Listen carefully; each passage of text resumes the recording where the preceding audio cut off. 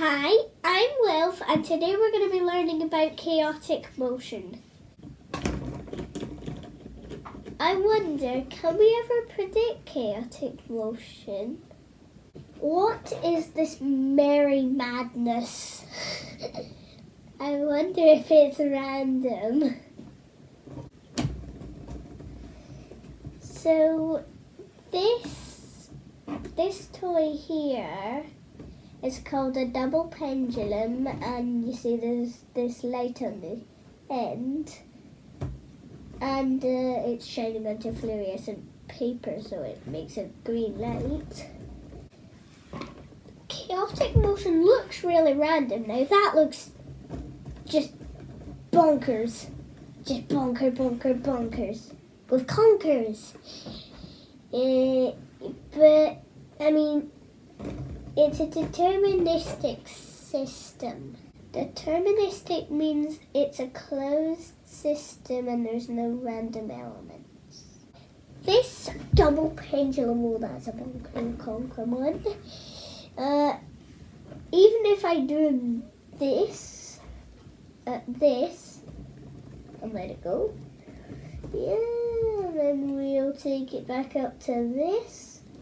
Okay, that's a completely different path. Every time it's different.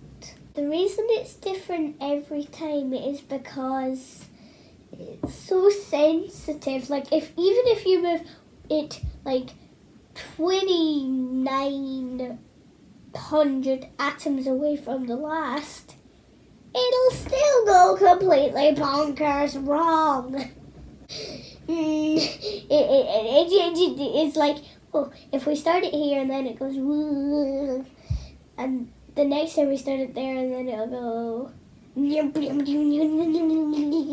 that's completely different because it's so sensitive.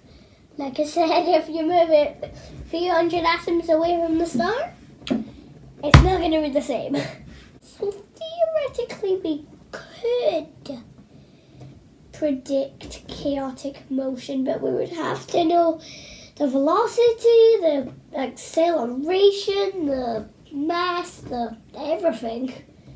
The angle, even if it was one atom apart, or the ending would be like, that may look the same as another one. Probably a few million atoms off though. No, that's a new one. So, really, no. Here's some different videos of my double pendulum toy doing its busy work in the dark. Bye. See you whenever next time is.